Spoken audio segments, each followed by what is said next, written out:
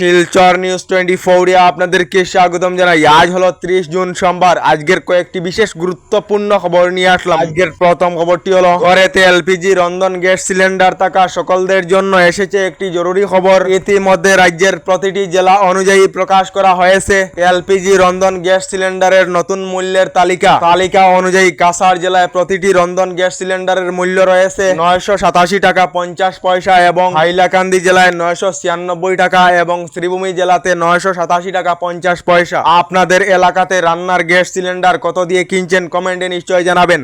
এদিকে আমাদের পার্শ্ববর্তী দেশ বাংলাদেশেতে একটি ভয়ঙ্কর দর্শন কাণ্ডের ঘটনা সংঘটিত হয়েছে। এই দর্শন কাণ্ডের ঘটনা শুনে আপনারা অবাক হয়ে যাবেন। বাংলাদেশেতে দিন দুপুরে দরজা ভেঙে ঘরে প্রবেশ করে এক হিন্দু যুবতীকে দর্শন করেছে ফজর আলী নামের এক যুবক। অভিযুক্ত ফজর আলী নামের যুবক বাংলাদেশের ন্যাশনাল পার্টির কর্মী বলে সন্দেহ করা হয়েছে। কুমিল্লা জেলার মুরাদনগরেতে এই ভয়ঙ্কর দর্শন কাণ্ডের ঘটনা সংঘটিত হয়েছে বলে খবর এসেছে।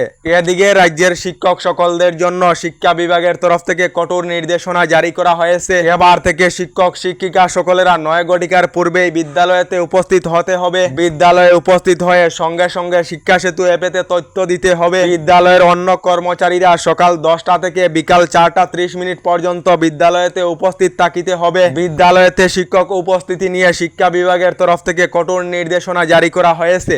এদিকে কখন কার জীবনের শেষ মুহূর্ত এসে যায় কেহ জানে না। ছক্কা মেরে থেমে গেল জীবন, মাঠে মৃত্যু ভারতীয় ক্রিকেটারের। ছক্কা মারার পর মাটিতে পড়লেন ক্রিকেটার। পাঞ্জাবের ফিরোজপুরেতে একটি ক্রিকেট ম্যাচ চলাকালীন হৃদরোগে আক্রান্ত হয়ে সঙ্গে সঙ্গে এক ক্রিকেটারের মৃত্যু হয়েছে বলে খবর এসেছে।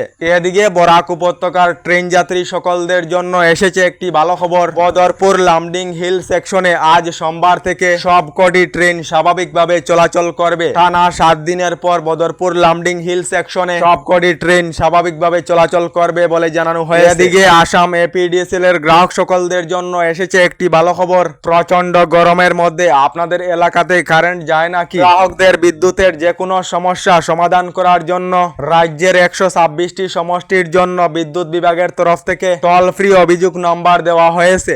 এই নাম্বারগুলিতে কল করে অভিযোগ করিলে কিছু সময়ের মধ্যে বিদ্যুতের যে কোনো সমস্যার সমাধান করা হবে। বিদ্যুতের যে কোনো সমস্যা থাকিলে এই নাম্বারেতে অভিযোগ করিতে পারিবেন বলে জানানো হয়েছে। এদিকে জিও এবং এয়ারটেল গ্রাহক সকলদের জন্য এসেছে একটি জরুরি খবর। গত কয়েকদিন আগেই জিও এয়ারটেলের রিচার্জের দাম বৃদ্ধি করা হয়েছিল। এবার জিও এয়ারটেলের গ্রাহকদের উপর আবার রিচার্জের দাম বৃদ্ধি করা হবে। আগামী জুলাই আগস্ট মাসেতে রিচার্জের দাম আবার বৃদ্ধি হতে পারে বলে বিশেষজ্ঞরা জানিয়েছেন। এদিকে কাছাড় জেলা পরিবহন দফতরের গুরুতর ট্রাফিক আইন লঙ্ঘনের কারণে 2 ব্যক্তির ড্রাইভিং লাইসেন্স বাতিল করা হয়েছে। বাইক চালানোর সময় হেলমেট পরুন এবং গাড়ি চালানোর সময় মোবাইল ফোন ব্যবহার করা এড়িয়ে চলুন। মদ্যপান অবস্থায় গাড়ি চালাবেন না, অন্যথায় ড্রাইভিং লাইসেন্স বাতিল করা হবে বলে কাছাড় জেলা প্রশাসনের তরফ থেকে জানানো হয়েছে।